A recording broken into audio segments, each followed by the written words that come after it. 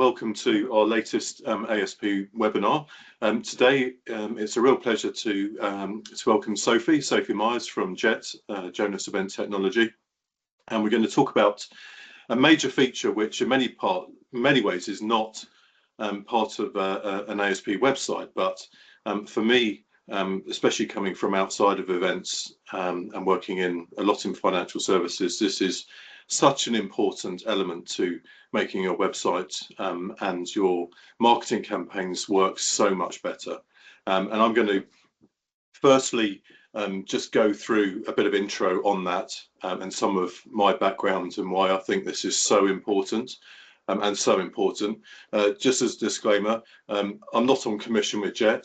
Hopefully I'll do such a good job at the beginning that they're going to get loads of inquiries from this, because I think what they have developed is really fantastic and genuinely can make your website work so much better and get much better return on investment with marketing campaigns and from your website. So I'll put some intro into that. Once I've been through some of the reasons as to why it's such a brilliant idea to get your registration form onto your website, Sophie is then going to take over and she's going to do a demo, going to show you the form, run through the JET system a little bit. And then at the end, we're going to have a few questions and have a little wrap up as well.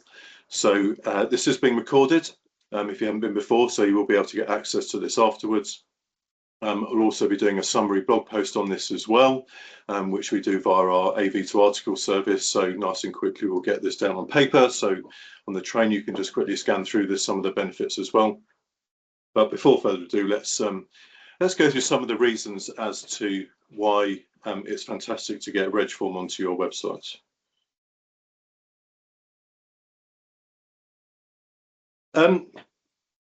So I have come from a background in which I did quite a bit of work in financial services on loans comparison websites, and anyone who's worked in that sphere will know that probably the focal point of every single thing that you do is the loan application form. Now, I actually owned my own website at one point and also worked on other client sites at the same time, and I cannot tell you the amount of time that was spent on these forms. Now, the fundamental point is that all of these forms were on your actual website, and despite the fact that many of them were actually owned by a third-party company, just like they are in the event sphere, all of the forms were always on the website. And this all came down to, I mean, if you think about financial services, and marginal gains, because it's a very competitive sphere, and every percentage point that you can increase the efficiency of any point in the process, they'll be all over it. And in terms of the loan application form, so much time was spent analysing and making sure that these forms worked well, and made sure that you'd increase the number of people submitting applications fundamentally. So the analogy and comparison with the event space is actually very, very close, because, as I say, many of the forms were actually using third-party technology, but they were always on the website. And that was simply because we all knew, and a lot of testing was done, that if you stay on the site, the customer journey is so much better. So, for example, let's just walk this through. I probably, if you come along to my webinars before, you'll probably know that we have touched on this before, but it's so important. I do think it's worth going through again. So if you just think about the steps logically, that you come onto, customer comes onto the website, it's got a certain branding, it's got a certain look and feel, and it builds trust in terms of, when you spend time on the site, you now think, okay, I now want to go and register. So click off and just imagine for a second we've now gone over to this third-party registration form where a number of things could be different. Firstly, the domain has changed. You've got a separate URL, and maybe the visitor doesn't know that URL. They think that's strange, haven't heard of that domain before.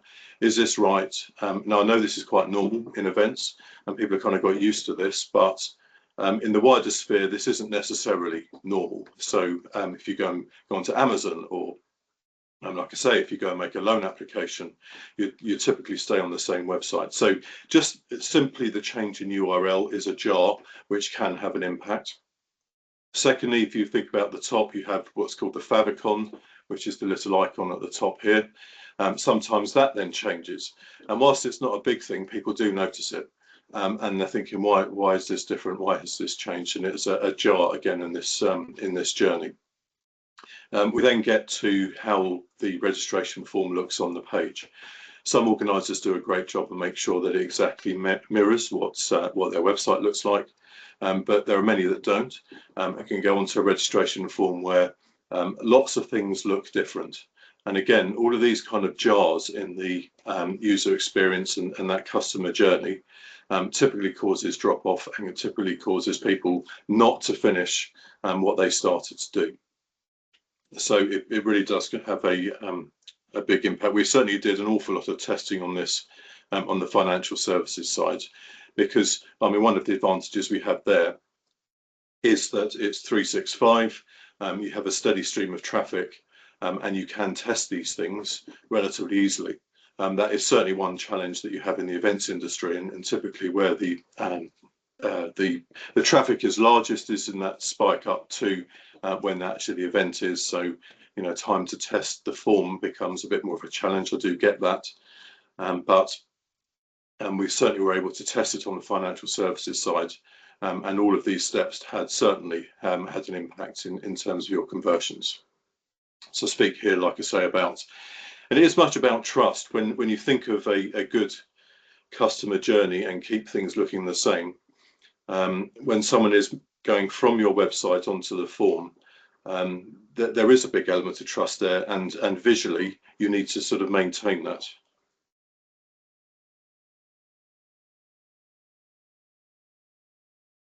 Often a term used in the sphere of CRO, conversion rate optimization, is always start working first on what's closest to the money. And the reg form is always closest to what we call to the money in terms of, so for example, if you're doing some conversion rate optimization work on your website, let's say you have 1,000 people on the website, and maybe only 100 of those people would actually want to go and do something. So if you do some great work on the website, in terms of its impact on who is actually going to convert, it has some impact, obviously, but not as much as on the registration form. If you match on the registration form, you've now got that 100 that have come over to here. And basically all of those people now want to actually complete a registration. That's what they want to do. But certainly from my financial services work, I've found that if that form is, like I say, some of the issues described before, or it's clunky, or various other things, then that can cause drop off. So this is always the place to start, and often where you can get the biggest wins. So hence the reason why I think since I've come into events, I've been speaking about the reg form so much, because this has been what I see as potentially one of the biggest wins that a website can have in terms of improving their conversions. So improving user experience fundamentally also helps to improve conversion rates.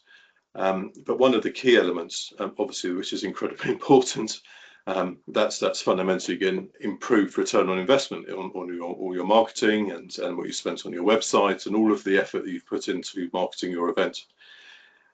We then come to tracking and data, coming back into Google Analytics. I'm going to assume for the time being it's Google Analytics, because most of our clients certainly use that. Now, this is incredibly important, and one of the real challenges that we have currently is, and certainly a lot of clients I've worked with over the last couple of years have had real challenges getting data from conversions on their registration form, when it's on a third-party platform, back into Google Analytics. There are many reasons for this, and I'll quickly chat these through because they are real issues. Firstly, we have cookie consent. So obviously we have that on the main domain, and which obviously if someone presses no, that stops tracking. But assuming it's set up well, you have cookie consent where most of the data is being collected on the website. Then when you go onto a third-party reg form, When you go to a separate domain, you should have cookie consent. Again, that's as per GDPR requirements. So by that point, people might be a bit fatigued about another cookie banner, and increases the chance of them hitting no. So even on the cookie consent side, immediately you're blocking a load of data from that third-party form coming back into Google Analytics. I've worked with a number of third-party reg providers to try and get that data back, and depending on the platform, some are easier than others, and often it requires quite a bit of time input to do that, and then the day job gets in the way and campaigns have to be run and all sorts of things need to be happening. So there's been many clients I've worked with where it just became too complicated, and other things needed to be done, and that data just was not getting back into Google Analytics. So why is this important? Well, firstly, conversions are absolutely key. We set up Google Analytics dashboards for our clients, and within the dashboard, one of the key elements is always conversions, because you can then see, let's say, from your email campaign versus social media versus pay-per-click versus organic, which ones are actually providing the highest conversion rate. And then you can look at those and compare one against the other, learn from them, and also spot problems. If there's a problem along the way, you can see one's working better than another, and you can adjust accordingly. So actually during the campaign, conversions are really important because they tell you how well each of the campaigns are working, and you can adjust them accordingly. Almost more important than that is, for example, Google Ads. So Google Ads literally feeds from your conversions, in that if it knows that a certain type of person or a certain audience is much more likely to convert than another, then it will send you more of those people. And it gets that from conversions, not traffic on the website, because you can send lots of people to the website, but it's very specifically the people who actually register, convert, buy a ticket. If it gets data back as to who actually does that, it'll then help to model that and send more of those people. So quite simply, if you have good tracking back into Google Analytics and Google Ads, your return on investment from your paid ads will go up. And I've heard cases where it can go up quite dramatically.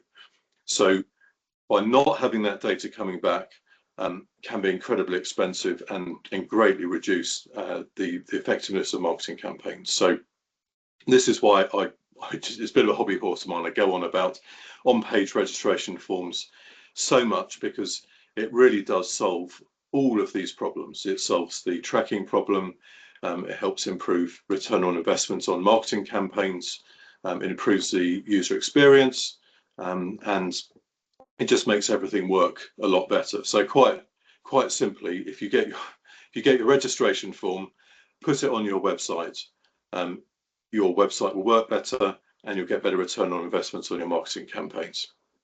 So that's my hobby horse. I've been gone through this quite a bit. So I think probably now's a great time to hand over to Sophie, who can actually show you a form. So I'll stop sharing my screen. Thank you. Let me know when you're able to see mine. Is that okay? Fantastic. I can see it. Looks good. Lovely. So, so traditionally with our forms, as you say, it goes off onto another site. So you'd start off by having jonas.events.com, for example, and then it would go off to event data when it moved over to the registration form. So this is our traditional form look. It's fully customizable. You can add registration sponsors, you can add banners, you can change the background colors, you can adjust the fonts to a degree. So it is all currently customizable. However, as you say, it goes away from the original website. So that's the extra click, the extra point that may cause a potential drop off. So initially, this is the way that our forms would look. There's a couple of different ways that they can be styled and what have you. So there's lots of different options that you've got to choose from. This is the typical one that most of our organisers will choose from. And by comparison, we have now provided a small amount of script that goes over to you to be able to add onto your own website. And the difference there is that, as we've done on your website here, it adds a registration page directly to your website. So all of this obviously pulls through the branding that you have in existence on your current website. It will take the colours, the fonts, any of the styling that you've already got, and then pull through all of the bits of data that we're looking for from the form and build this directly into your page. So as you can see, it's a really simple form to be able to complete. You can add more details on as you require. So I know you touched on having a short form and having it as short as possible, but you can go into more detail on that, which I'll show in a moment. So I was just going to quickly say, Sophie, sorry, yeah. it took me a whopping 2 minutes to install that form yesterday. So it's really, really easy to do. Brilliant, that's great to hear. And it really is such a small amount of script, like you say, and then you can make other adjustments if you need to. We help with that with some extra code, but initially this is all you need just to get set up. We work with Google address books, so you can start typing in part of the address, and then it'll pull through the address as listed on Google. So you're getting really good quality data when it's pulling through. And then you can have some that are asterisks that are compulsory to answer, and then others that aren't. And once somebody has done this initial page and they click register, we've captured their data as a partial registration. So there are other pages that you can go onto from this where you can gather information about each attendee. So you might want to know how much their budget they've got to spend when they're coming to an event, or what level of seniority they are within the company. So you can go into those demographic questions on other pages if you want to make the form a little bit longer. And then at that point, as soon as somebody clicks register, you've captured their data. So even if for any reason somebody was to click away from this tab and they didn't fully complete their registration, if you had a longer form, then it would mean that you're able to still capture and complete data, and then we can send a reminder email, a bit like when you're shopping on Amazon, for example, and you get an email a few hours or sometimes minutes later saying I've got this in your basket, are you sure you don't want to place this order? And it's just an extra nudge to drive them back to the form. So once you click register, it pulls through with your confirmed registration. From here you can click add a colleague, and it will take you back to the first page where you can pop those details in, and then any details that you want to add on as vital information from the off, but all the rest of the information then goes through to the attendee via email.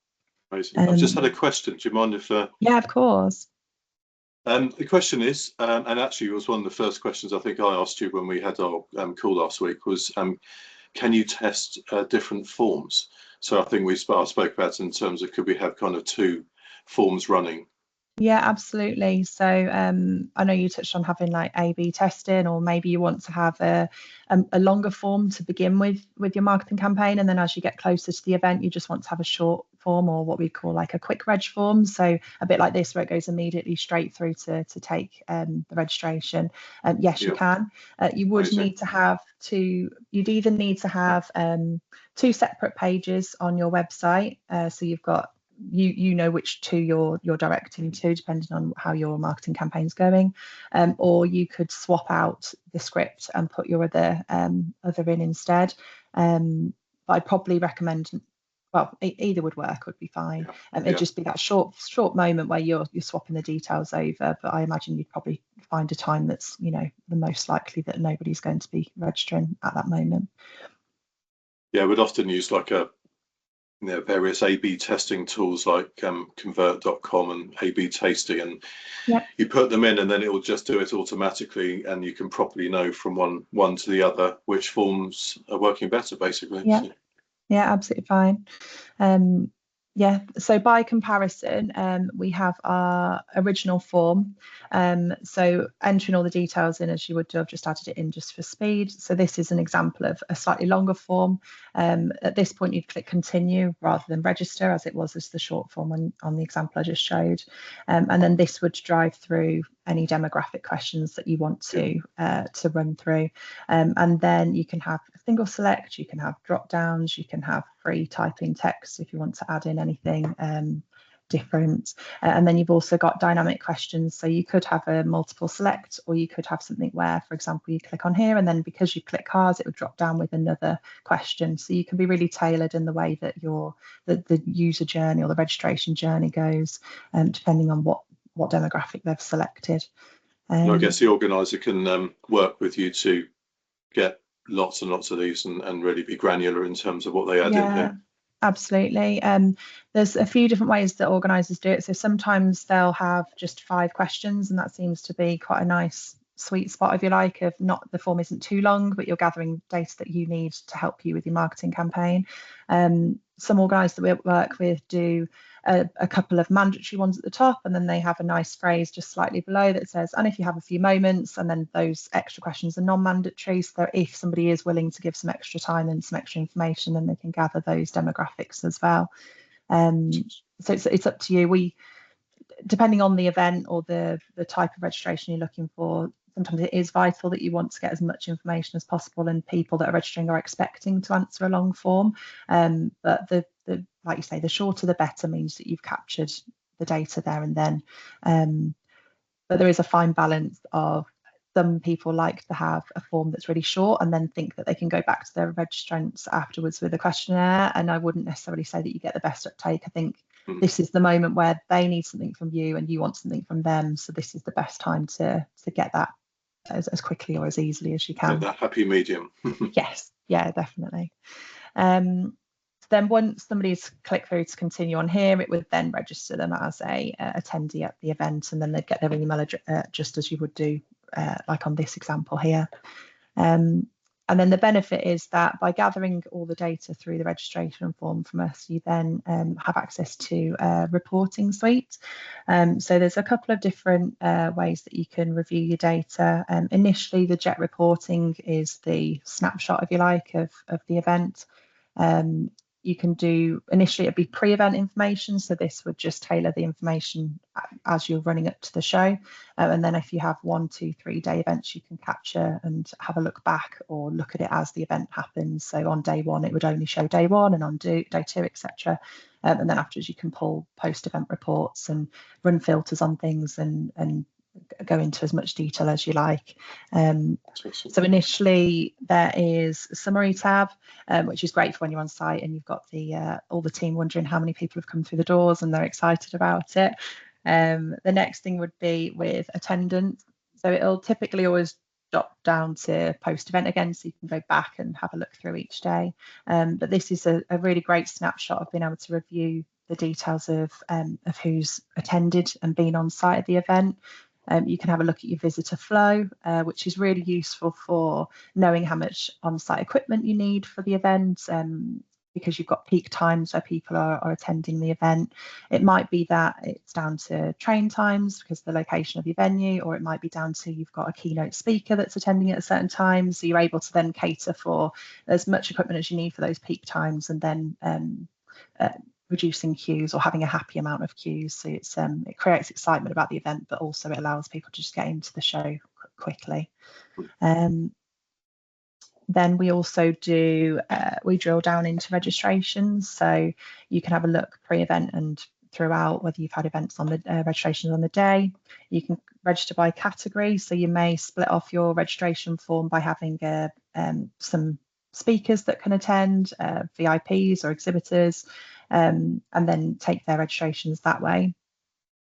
Typically, we would have an exhibitor form separately because those tend to go into the e-zone or the exhibitor manual, which the organisers sent out to them directly.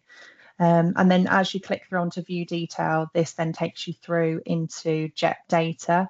So this is where you can then have a look into more detail of who all of those 2,000 people are and drill down a bit more detail. I presume if you had 2 visitor forms, basically they're just both feeding into that same buckets, basically. Yeah, so you'd probably look at having different categories, so you can then determine which one they came from, and you can still have them as written as noted as visitors, but maybe visitor A, visitor B in the back end, so you know where they've originated from, from that way. Just had a question actually. Yeah, of course. Does reporting help us see any stages in the registration journey where more drop-offs are happening? So I guess, can you see in here where people are dropping off on the form? So you'll be able to review where somebody's an incomplete registration. So where they've popped their details in initially and then click continue, but not answered those questions and then clicked register. So then that's where you can get that pot of data. If you have a really short form where you've just got register and that's it, then unfortunately you would never know that somebody's partially typed their name in but never actually clicked through. So that's why it's quite nice to have a two-step form, because you've got that chance to capture that data. But that, I guess that would then go back to you guys with your Google Analytics and being able to review it that way, and maybe you've seen a high peak but then something's dropping off for whatever reason, but that would be where you do your one of the things you could start doing actually, now that it's on the site, is to also use heat mapping software. So there's a free service called Microsoft Clarity, so you could get that installed, and that will be really insightful, because then people will be able to see sort of different fields they're clicking on, or if they're, sometimes what you find with Clarity is that people could even be clicking in the wrong places. For example, maybe they think something's a button that it's not, or they think it's a field that it's not, which can cause a bit of friction. So Clarity, you also have the opportunity to install that as well to get in more granular detail how well your form's working. Brilliant. Lovely. So then the next tab that we'd just cover would be registration over time. So this is really useful for event organisers who maybe they are running slightly behind where they were the previous year and they're not quite sure why.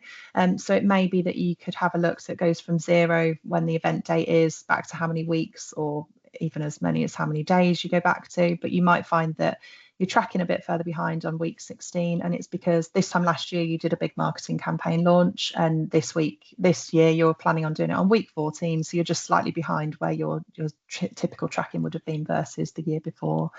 So this is a great way of being able to have a look. And then once you've been with Jet for multiple events, you're then able to select a comparison event. So once you've got maybe 2024 versus 2025, you can pull that through, and then it would show the two graphs on top of each other, so you can see whether you're tracking your registrations where you typically would year on year. What's also, Sophie, what's also really fantastic is from setting it up, it just immediately works in Google Analytics. So therefore, obviously you've got all of the amazing data in here, but also if you set up a registration as a key event in Google Analytics, you're going to see it there as well. Yeah, absolutely. Lovely.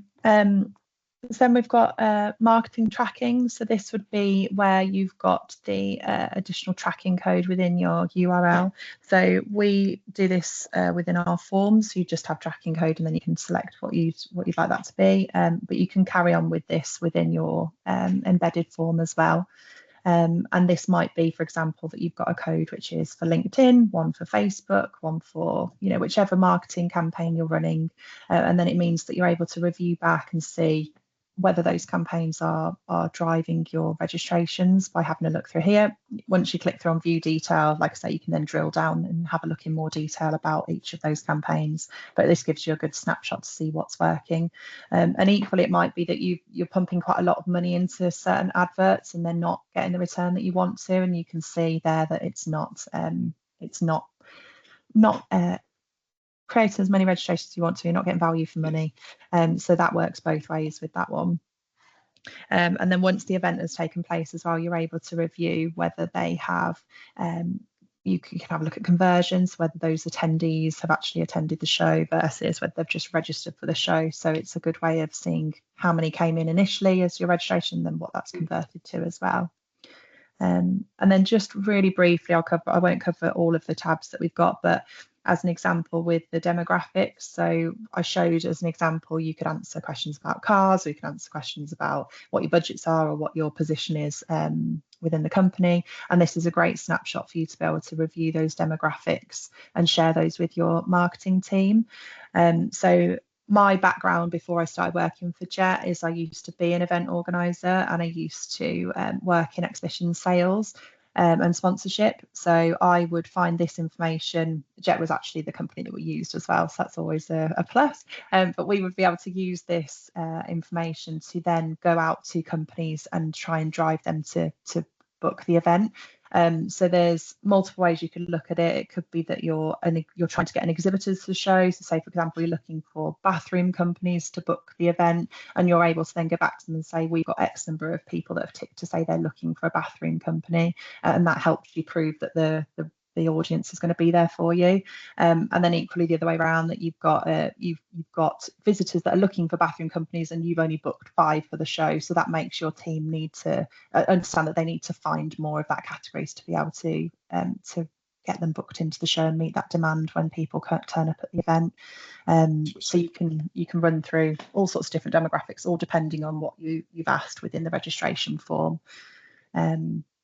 And that might mean as well that you want to target different marketing campaigns at different people with different budgets or different levels of purchasing decisions, for example, or maybe they're a CEO versus just somebody that's just a member of staff that's coming along for information purposes.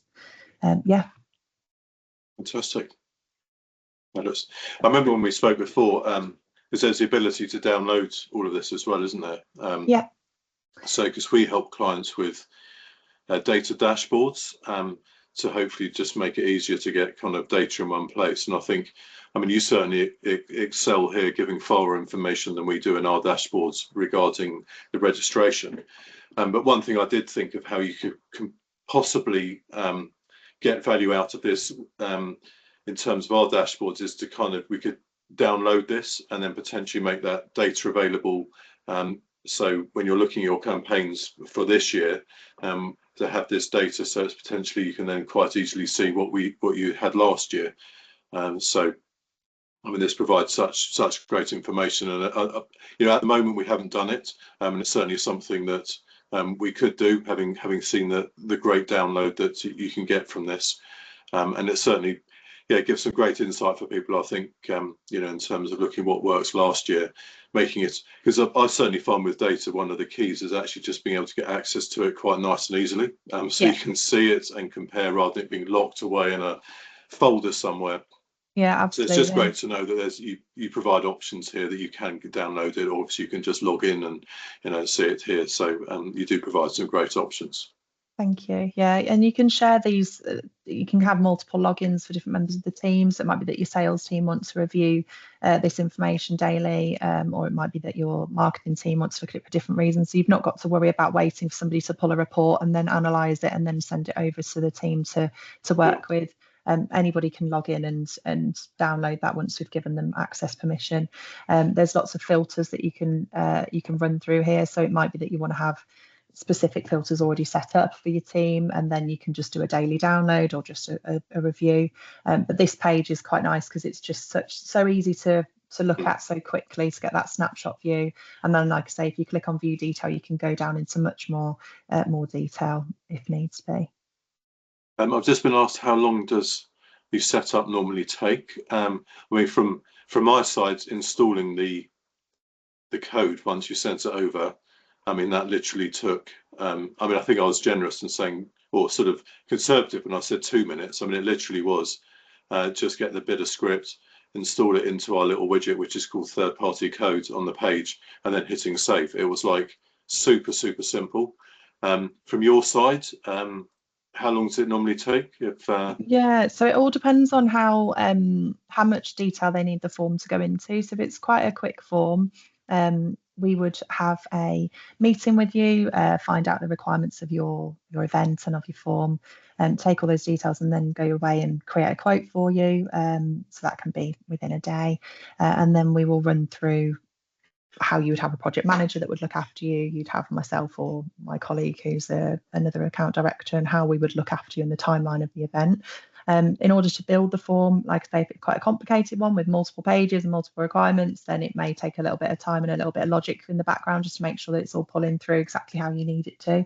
But we tend to say around 2 weeks or so for a form build, including your first draft, running through any edits that you want, just making sure that that's how you want it to look. The difference with having an embedded form is it's kind of the skeleton that you need of it for your registration, because the rest of the design element is going to pull through because it's being added to your website already. So that will cut that time down as well, because you'll be able to just import the actual form build itself into your own website and use your own branding as needs be. I mean, I'd certainly suggest, I've certainly seen issues on when we've been dealing with forms, etc., how it's kind of been left a little bit too late. Yeah. In that, I'd say of any part of the website in which you want to have ready in loads and loads of time is the form, because I guess, you know, the reasons to discuss just how important it is in terms of it working properly. So from your side, I guess you keep a sort of rule of thumb of a couple of weeks, I guess, to get that. Yeah. I always like to ask, when are you planning on launching the registration campaign, and then work backwards from that. And I think it's always been really honest with the organisers to say, you know, pop some time in your diary that you know you're going to run through the form, you're going to test it. It's amazing how many times we'll see questions that get added to the form and 2 or 3 of them are really similar, and no one's really thought about why they're asking those questions. So again, that's a good way of being able to make that form shorter. And sometimes you may inherit a form or inherit questions from years gone by, because that's just the way you've always rinsed and repeated the marketing, the registration form. But you just need a fresh pair of eyes to have a look at it sometimes. And like I say, check with your sales team, check with your marketing team as well, and just see what kind of information you can gather from the form that then helps you throughout the whole campaign. So I know with you guys, you're really great, you know, even when they're not the embedded forms, in terms of working with organisers and making it all look good. I know certainly when I've worked with clients who have other registration providers, the flexibility and the ease to make a form look really nice, it wasn't easy. It was really quite hard. And like I said before, with you know, working on these loan application forms, the devil really was in the details. So the ability to be able to visually, you know, play around with text sizes, you know, with the actual fields themselves, play around with how big they are, how much space is in them, is actually really important. And now I think, you know, between Jet and ourselves, you have so much more ability to actually start playing around with this stuff and really making it look how you want it to look, and really kind of take ownership of this form. I know certainly with dealing some of the other big reg providers, it's not that they're unwilling, it's just it's really hard to get it actually through. And some, you know, when you're saying a couple of weeks, I mean, I've heard timescales are more like a couple of months, you know, to start kind of working on this stuff.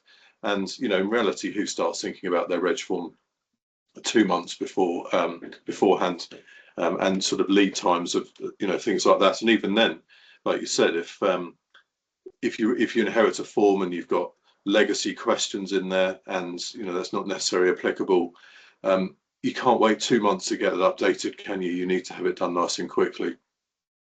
Yeah, absolutely. I think a big part for me as well with having an exhibition sales head on is being able to monetize the form as well. So you as a company, as an organizer, are going to need to pay for this service, but there's ways in which you can then charge back from a sponsor, for example. So you might want to add a registration sponsor to the web page itself.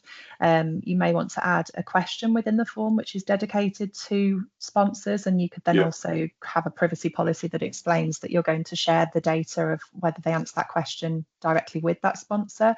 So that's a great way of being able to monetize it. You can include logos and things on the email confirmations that come through, so they're getting lots and lots of brand awareness. And that will be for people that are registering, people that are simply looking at the form and maybe don't even go all the way through to registering. But then also the people that have registered, they'll get their email reminders and they'll see your visibility of your brand or your exhibitor's brand or your sponsor's brand there. So I always think that's really important as well, to always look at it as how would we make some money back, or how would we give more marketing exposure to our exhibitors. Absolutely. I've just had a question. As you're embedding the form on a web page, could you add an intro copy above the form? And would I, or would we recommend doing this, or have a more detailed landing page?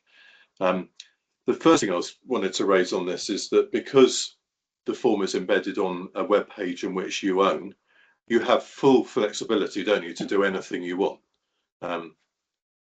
You can add an intro at the top. I remember we spoke before about, you know, potential kind of side sell sort of opportunities at the bottom, whether it be with kind of partner, whether it be hotels or travel companies or whoever it may be, at the bottom. So you have loads and loads of opportunities to do things like that, especially after the registration has kind of gone in. I guess the question here was, what's best practice? Well, typically when you come onto a registration form, the primary goal is obviously to get someone to actually register. So we will often try and it's often recommended to try and remove distractions from that.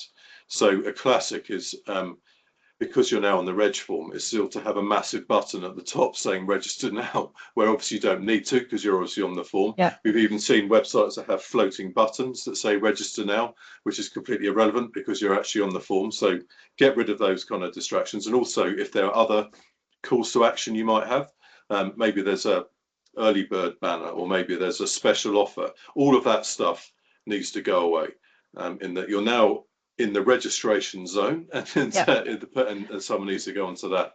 Yeah. I guess in terms of copy, I think the question here related to, do you need to do, I guess, any more selling when you're on this form?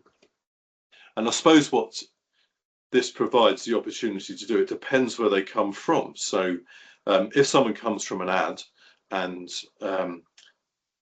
they've had a little bit of information from the ad, but they kind of need a bit more, then the landing page I'd suggest will be different to someone who's come from the website. So if it's from the website, selling's been done, hasn't it? They've looked on the site, they've read information, press register, and then you just go and register. If someone's coming straight to the form from a Google ad, or from a social ad, maybe there has to be a video, maybe there has to be some intro text so people actually know what they're registering for. So I think in actual fact, it now gives that flexibility to have different pages as your registration, depending on where they have come from. So I'd certainly, if you had a reg form on a Google Ads landing page, it gives you a lot more opportunity to add more stuff in there. So you can do a little bit of selling and then they fill out the form. But if they're coming from the website, I'd personally recommend don't do that, because you should have already done that job on other pages. So when you get to the reg form, it's just about filling out your details. Yeah, absolutely. And then any further information you need to share, you can put in your email confirmation or on the second page once they've finalised the registration. But you're right, if they're on that page, make it simple. Just get them to click register and then go from there after. So I know on your not embedded solution, you have a solution where you can have kind of side cells, etc. once someone's registered. Yeah, so we work, let me see if I've got a version of it to show you. Yes, so once you've clicked through, let me share my screen, bear with me a second. Let me know when that's working. That's good. Lovely. So this is an example of once they've clicked through from the demographic questions, this is an example as well where you can also have session planners and add whether people want to register for a seminar. So this would be quite a long form, but as an example, but this would then take you through to the final page. So you can have integrations with companies such as Gleaning or Ingo, which encourages the attendees or the registrants to be able to shout about the fact that they're attending the event via their social media platform, which obviously then encourages more registrations. We then have a partnership with event beds. So this example would be a widget that's included in the form that then when somebody clicks through and they register for a hotel booking, it's an even bigger sign that they're going to actually convert on site as well, because if they're willing to book a hotel or their transport or whatever it is that you've had a widget with, then that's more of a commitment. So this is a partnership that we have with event beds where you can earn a commission off the back of it as well. So if people register through there, you'll earn some money as a kickback. And then another option that we also have is we work with LinkedIn for the community builder. So if you've got an event on your LinkedIn page, then you can link it through to there. So it's not necessarily linking through to follow your company page or your event page. It's about creating an event page. So as I'm sure you've seen, when you go on LinkedIn, it says such and such is interested or such and such is attending an event, and that will show there. And if you've got any mutual connections who are also registering, you'll be able to see those details there. Whereas it's not an open database, don't worry, it's not everybody that clicks also then clicks to say they're attending that event and anyone can jump on. It's only if you are mutually connected with those people. So yeah, there's these are the partnerships we do. We've got widgets, but if you've got a partnership with Hotel Planner, for example, or some of the other companies out there that do commission schemes for hotels, then we can add that in as a line item and put information there. This is quite a basic version of the demo form just to showcase it. But like you say, if you wanted to have a thank you message here or any further information about the event, then you can add that on there as well. Fantastic. And then it really does open it up. Yeah, I meant the question before mentioned about how the page would look, but as you said before, I was just going to show this is all the way your website's built, isn't it? So all of this you've not got to do again. It simply just pulls through this particular section of the form, and then everything else is you as the organizer would just design your own website as it normally looks. And then add anything you want at the bottom. Yeah, absolutely. A question just come in. It was kind of similar to what we were talking a little bit about before about can we add this to multiple pages on the website now, the form with the script, and I guess we can. Yeah, you can. Yeah, we just need to have a review of how that's going through on your website and make sure it logically makes sense to have that many pages, because ordinarily you just want to have the one. But yeah, that would be something we could discuss in a discovery call and go from there, no problem. Yeah, I think as sort of chatting before, I think obviously you'd have one on the registration page, and I think if there were kind of niche cases where maybe it was a short form and you were starting it from a landing page where you're sending people directly to from your PPC or your other sort of paid campaigns, there could be potential justification there. But I guess again, now that it's on your website, there's so much more opportunity to test it. So people can now say, okay, we have a PPC campaign going on.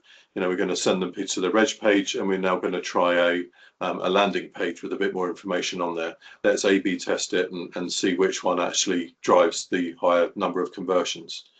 You've got so much more flexibility in terms of what you can do. I mean, for marketers, I geek out on all this stuff. I love all this kind of like, you can now start properly, and no longer it's like, do we think we should have some text at the beginning, or do we think we should have some stuff at the bottom?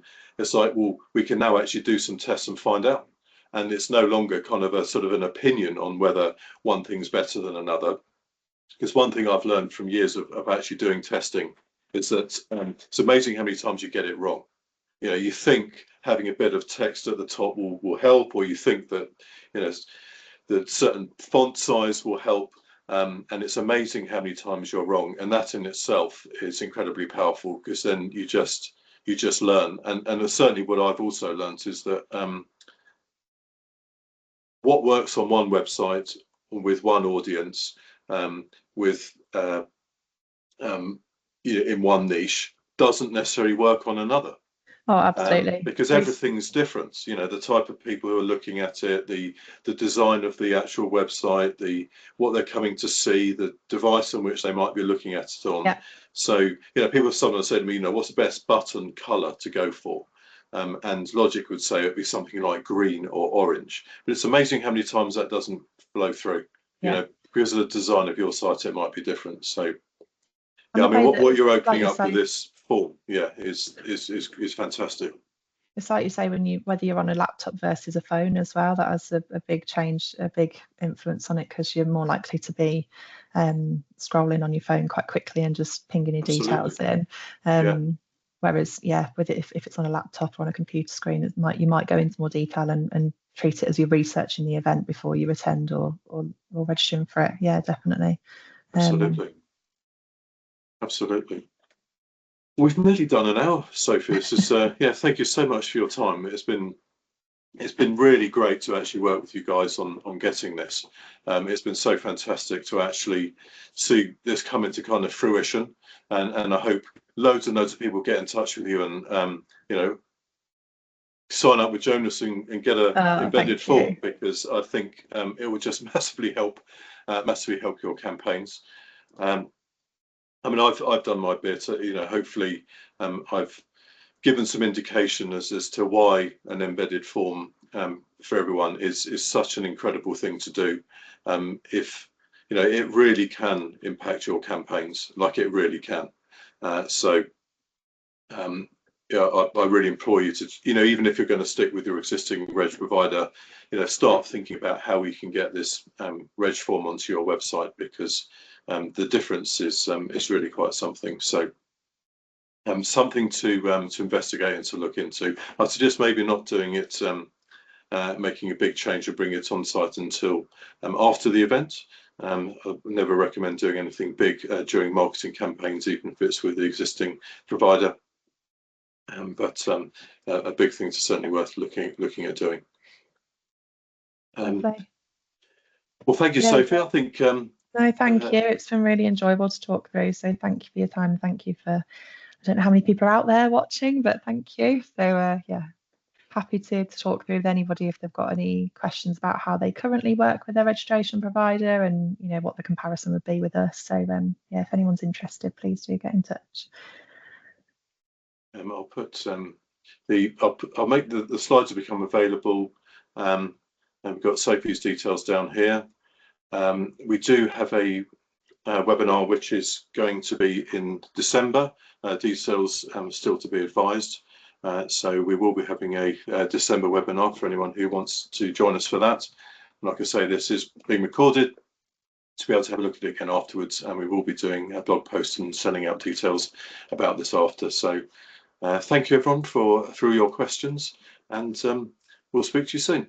Thank you. Thank you. Bye.